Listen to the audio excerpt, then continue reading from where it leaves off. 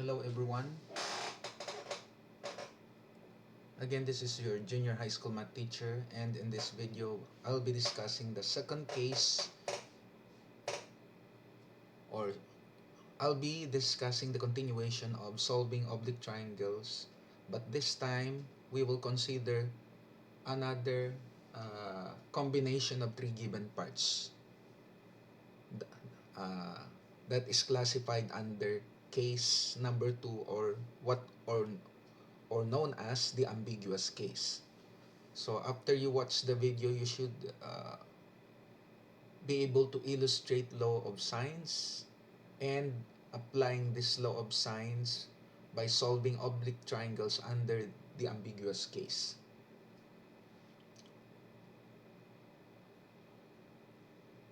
Now, what is this ambiguous case? Now, if two or now this ambiguous case is also case number 2. Now, if two sides of an and an angle opposite one of the sides, or we or this is known as the SSA, are given in a triangle, there is a possibility that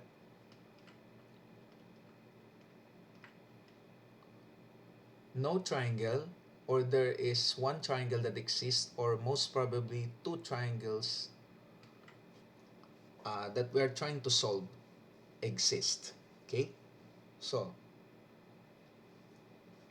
again, this is case number 2. So what are the given parts again? Two sides and an opposite angle, or an angle which is the opposite of one of the two given sides. Okay, now if this is the case,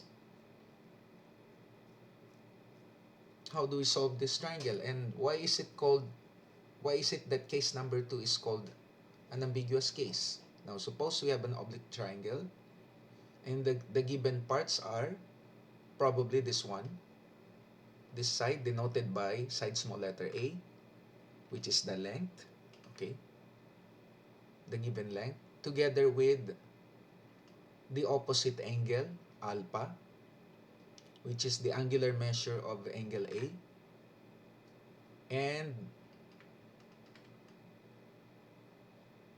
another side is given denoted by small letter b, which is the opposite of this angle B. Now, these three given parts are under case number 2, which is also known as the ambiguous case. Now,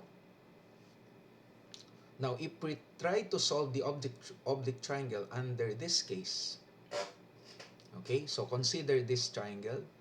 The measure of angle A and the length of the sides denoted by small letter A, small letter B are given. Angle A has an adjacent side, small letter B. Now, the side of length, small letter A, is the opposite of angle A, can have these possibilities or these cases. Now, these are the subcases under case 2, or the ambiguous case. Yan.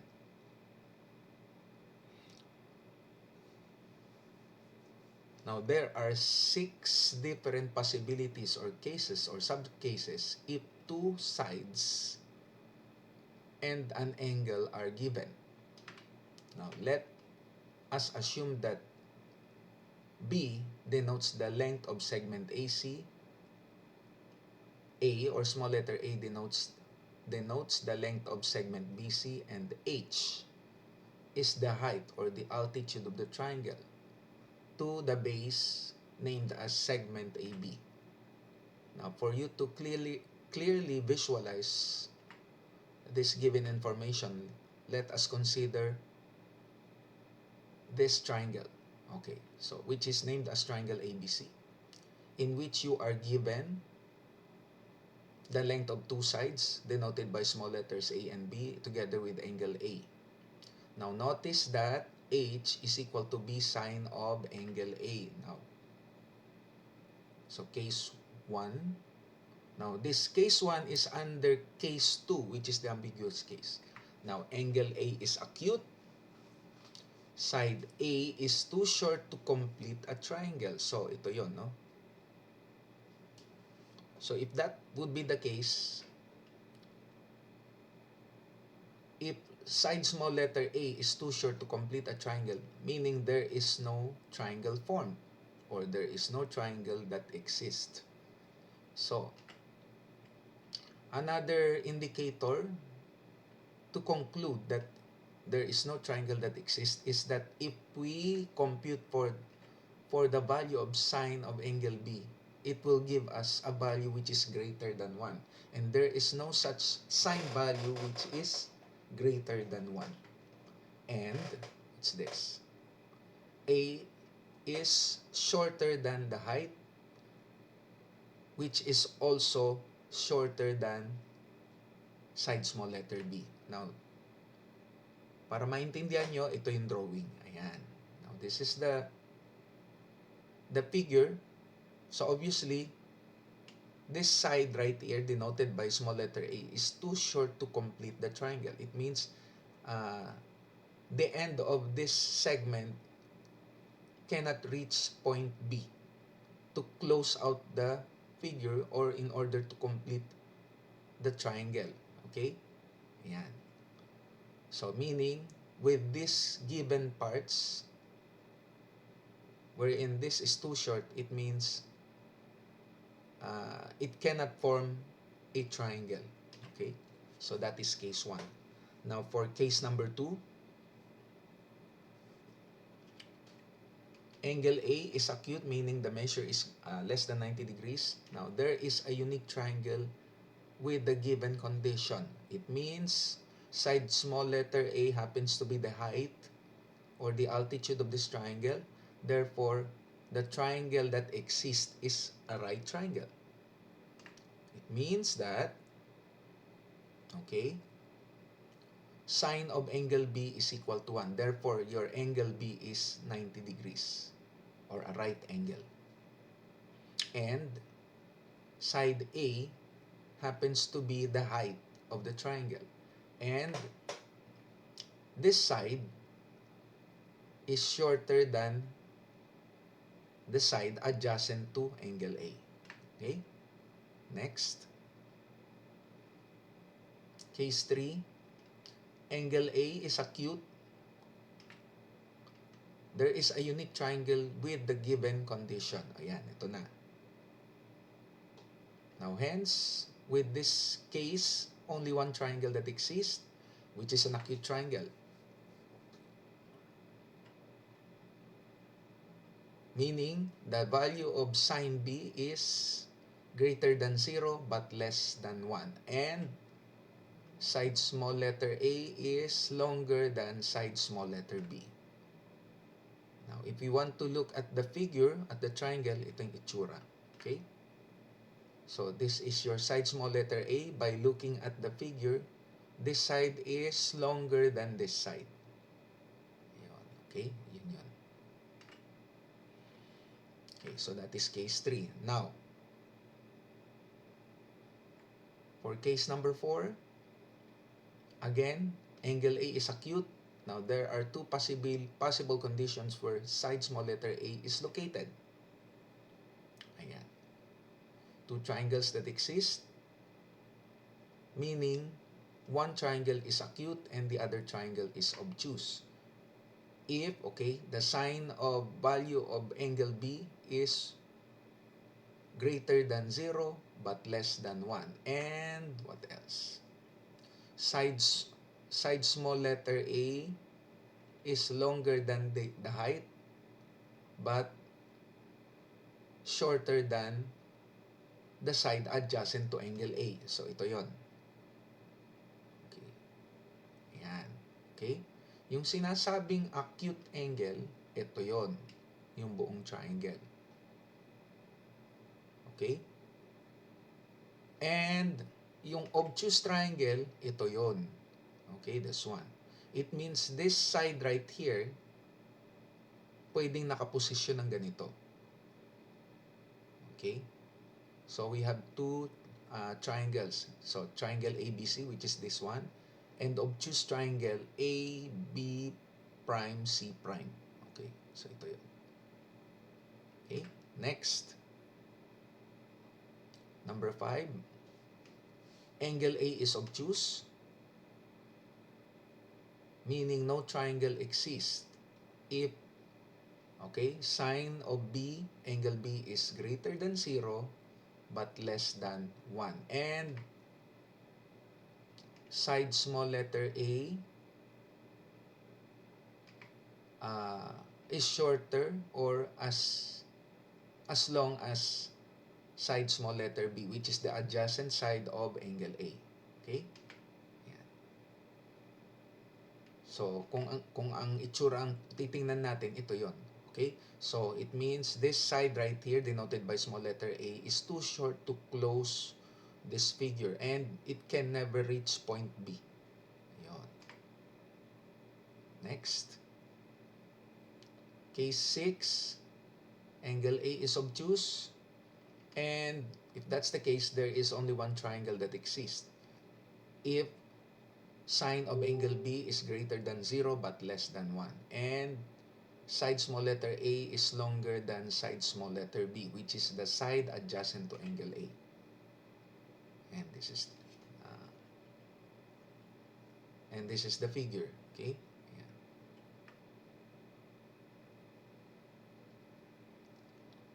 Next, let us have some examples now.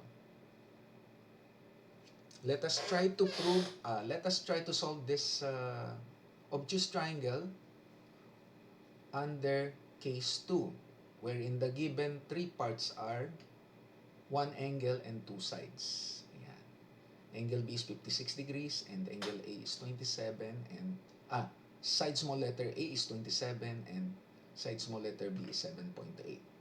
So using the law of sines, okay, now let us assume that we have a triangle, assumption lang to, and we label those three given parts from this triangle. Ayan. Of course, the figure is not properly drawn to scale. Now, do not look at the triangle. I know this side right here is shorter than this one. So, parang hindi proper na ito yung 27, habang itong mas mahaba ay 7.8. Again, assumption lang to. Okay, so this is 56. But the actual value will depend on the computation using the law of sines. So, again, angle B together with side small letters A and B are the given parts. So we apply the law of sines to solve for angle A. So how do we use the formula? So we have side small letter A over sine of angle A is equal to B over sine of angle B. So substitute. Now, solving for sine of A, so this is how we transform the equation. Then using the scientific calculator, okay, we found out that sine of angle A is 2.8697. Take note, the value of sine of A is 2.8697, and there is no such sine value which is greater than 1, meaning angle A does not exist. Neither this figure, this triangle, do not exist. It means, if this is 7.8, it means the actual length of this side is too short to reach point A. It means walang nabuong triangle. Therefore, the answer here is, okay, since sine of A cannot be greater than 1, there can be no such angle A, and thus no such triangle exists. Okay? Next. About this one, solve for triangle ABC if the given parts are angle A is 42 degrees, side small letter A is 9.2, and side small letter C is 5.8. Okay. Again, we make use of this triangle and let us label those given parts. So this is 9.2, this is 5.8, and angle A is 42 degrees. So the unknown parts there are angle B and angle C and this segment CA. So to find angle C, what do? We use the law of sine. So that is A over sine of A is equal to C over sine of angle C. Substitute, so we know that side small letter A is 9.2, angle A is 42, and okay, side small letter C is 5.8, and angle C is the one we're going to look for. Okay, ayan. So, plinag in natin yung mga given parts dito. Then, transforming the equation, solving for sine angle C. So, this is what we did.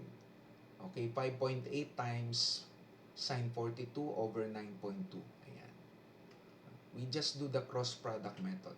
And then, using the scientific calculator, we look for the equivalent of sine 42 degrees, and that is actually 0.6691. Multiply by 5.8 and divide the result by 9.2. Sine of angle C is 0.41284, which is the possible value because we know that sine value is ranging from 0 to 1. Okay? Ayan. So, it means nag-e-exist yung triangle na gusto nating isolve. Now, at this point, we can compute for the measure of angle C by transforming the equation. From this equation, we have now angle C is equal to the arc sine of 0.41284. So, if we are going to use the scientific calculator, okay, so that is approximately 25 degrees. Okay, I did round off the value to the nearest whole number. Okay, of course, may butal yan.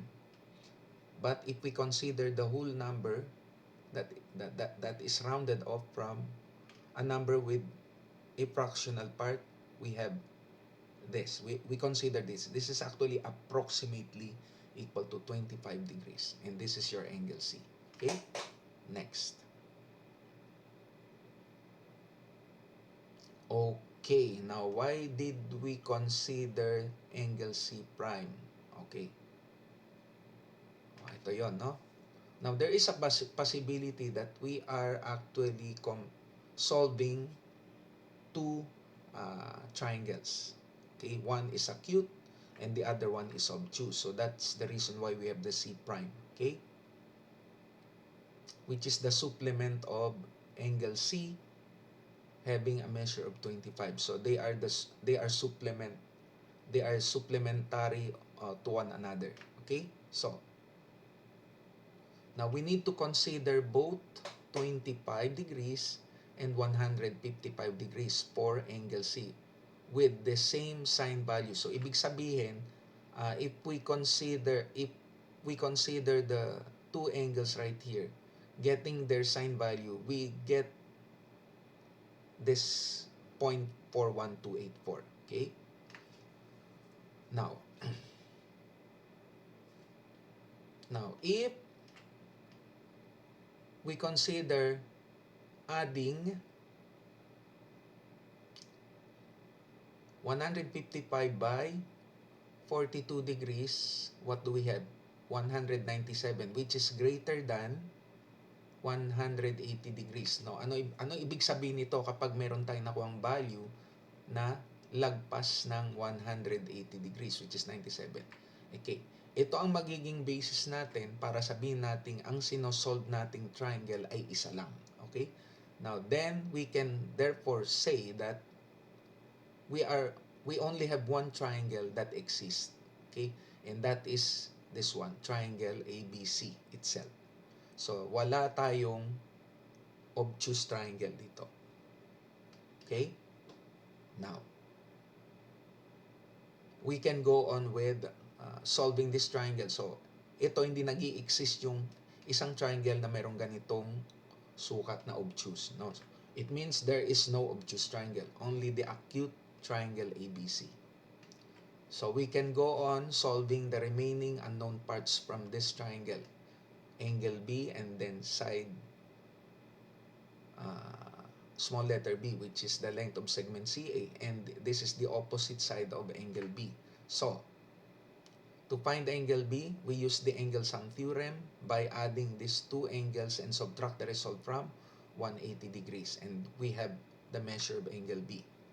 And that will give us 113 degrees. And after that, we can now solve for this side, which is denoted by small letter b. And that is using the law of sines. B over sine of angle B is equal to A, both given the side and its opposite angles. A which is 9.2 over sine of angle A which is 42. So substitute. Ayan. We plug in the values. 113 degrees is for this angle B and 42 degrees for this angle A. And the side small letter A is 9.2. Then transforming the equation solving for side small letter B, we have 9.2 times sine of 113 over sine of 42 degrees. Using scientific calculator, we get the equivalent of this one, which is 0.9205, and the equivalent of sine 42 degrees, which is 0.6691. Now, by computation, we obtain the value or the length of this side, which is 12.66. And this is the solution. Okay? Next, we go to number 3. Solve for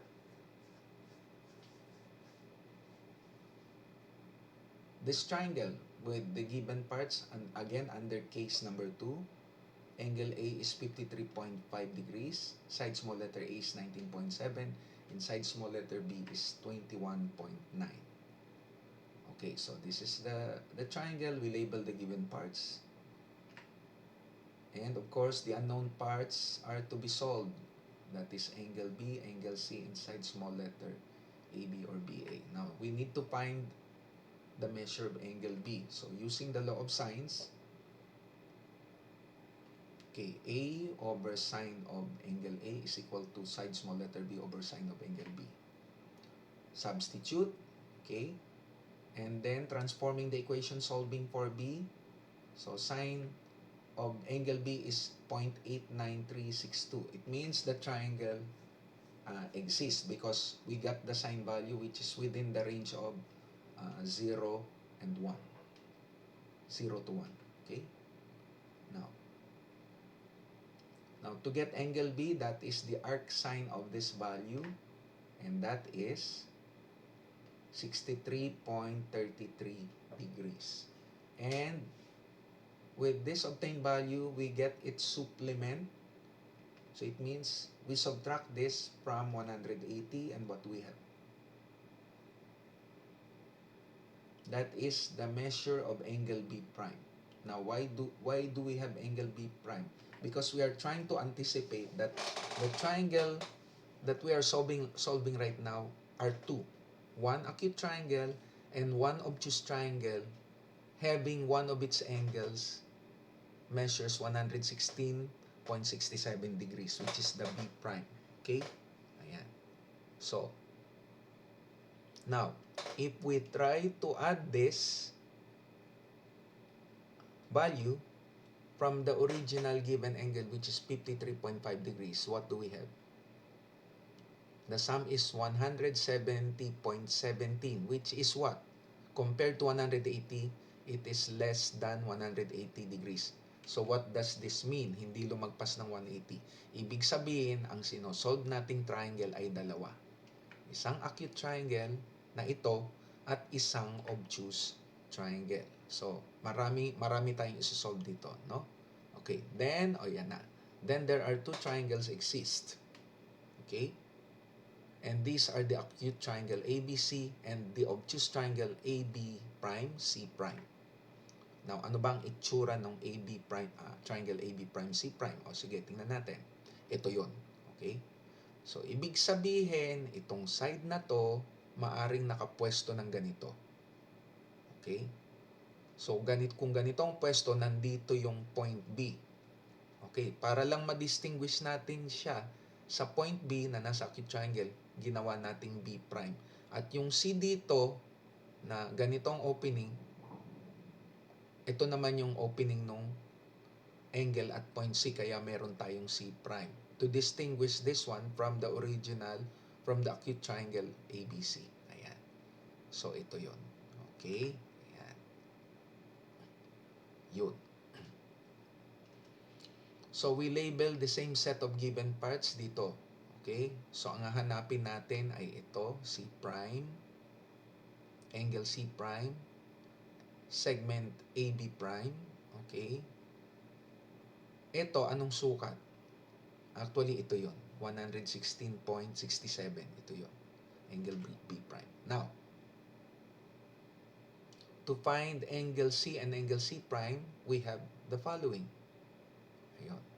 For angle C na ito, you get the sum of these two angles and subtract the result from 180. Now, for the angle C in acute triangle, that is 63.17 degrees. Now, for angle C prime, we add these two and subtract the result from 180. Okay, ayun.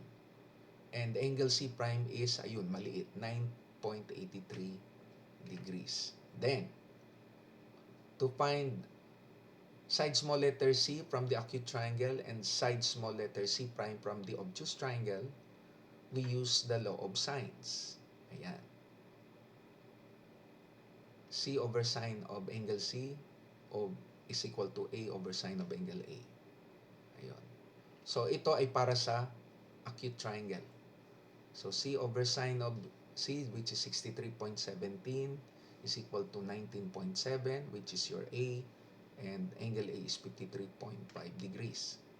Now, transforming the equation solving for C, so ito yon, you cross multiply these two, and then using scientific calculator, get the equivalent of these two.